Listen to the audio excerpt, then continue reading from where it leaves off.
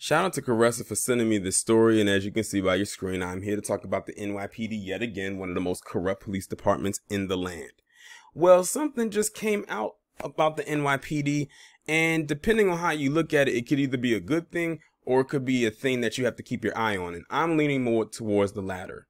So we all know that qualified immunity is something that gives police departments around the nation like the utmost invincibility. Like, this thing makes them damn near untouchable.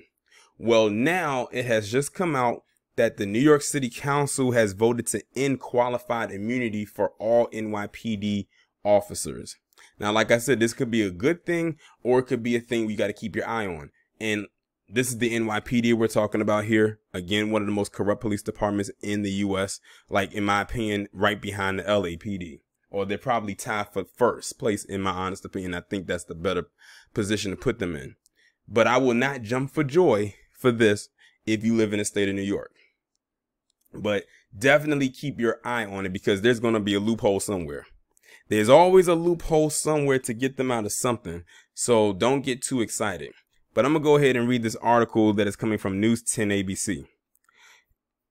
It says, New York City Council voted to pass a resolution effectively ending qualified immunity for police officers accused of civil rights violations, lawmakers announced Thursday. The rule is meant to ensure that officers who violate constitutional rights in the course of a search and seizure or by the use of excessive force are not entitled to qualified immunity. Basically, they can't use the whole "I feared for my life" thing. You know, that line that they love to use so much. That's part of the qualified immunity that they have been using for many, many years to get away for the injustices that they inflicted upon others, mainly black people. The council created a new local civil right providing protections against unreasonable search and seizure and excessive force.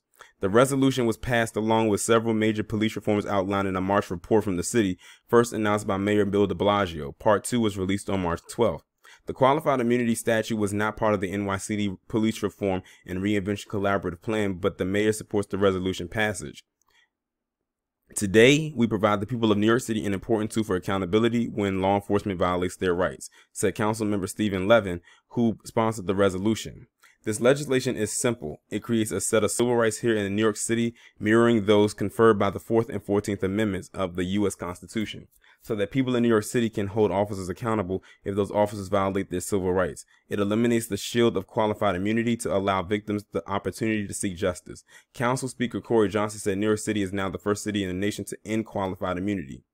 Qualified immunity was established in 1967 in Mississippi to prevent freedom riders from holding public officials liable even when they broke the law.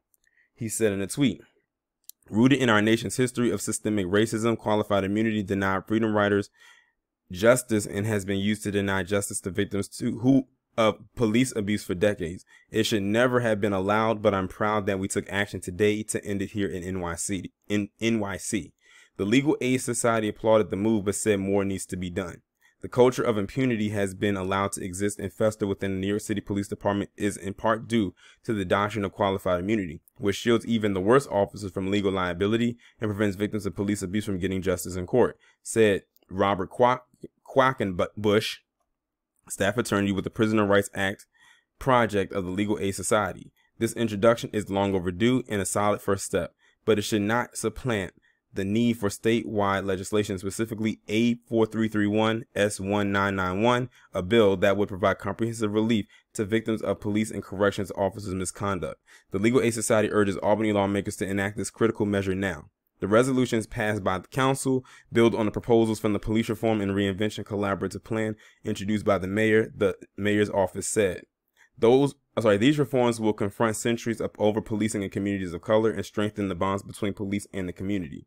I'm grateful to our co-sponsors Jennifer Jones Alston, Wes Moore, and Arva Rice for their vision and leadership throughout this process, as well as Speaker Johnson and Chair Adams.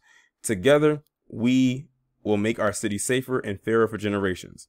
The police reform resolution has 5 goals: the decriminalization of poverty, recognition and continual examination of historical and modern day racialized policing in New York City, transparency and accountability to the people of New York City, community representation and partnership, and the diverse, resilient, and supported NYPD. Police reform plans were required to be submitted by this spring by the governor. They're due for local governments on April 1st. Listen, like I said, that all sounds good and all, but until I actually see something that actually happens as far as action is concerned, I'm giving this the side eye. Because like I said, the NYPD is very, very, very corrupt. And has been for decades. I mean, we can go all the way back to stop and frisk, and even before that. And before that, it was way probably before I was even born. Even though stop and frisk was more of an early 90s thing, and I was very young at the time. But still, like, it's people who got affected by even the smallest things due to these corrupt policies that were instilled into the NYPD, and even still to this day. But if this actually does go the way that it should, then I will actually give kudos to the state of New York, or the city of New York, however you want to put it, for actually not only putting this on paper, but actually putting it into action. Now, I believe it was a couple other states that implemented this. It has not yet been something that they have implemented on a nationwide scale. But if this actually does work, and that's a very big if, I'm not going to lean on it. But if it did work, or if it does work, they need to see if they can get this done on a federal level. And watch how many people not want to become cops after that.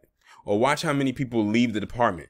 And I'm telling you right now, the ones who are feeling like that are the ones that benefited from qualified immunity. And you may need to go look at their record. Or probably wanted to benefit off of qualified immunity. But y'all let me know what y'all think about this down in the comments. Like, share, subscribe. If you haven't done so already, make sure that you text the number that is pinned down in the comments below so you can get notified every time I go live or upload a new video.